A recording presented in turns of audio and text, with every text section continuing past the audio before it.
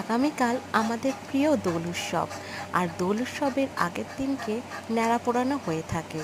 আমার বাড়ির সামনেও ন্যাড়া পোড়ানো হলো, আর তার দৃশ্য আমি তোমাদের সবার সামনে তুলে ধরছি।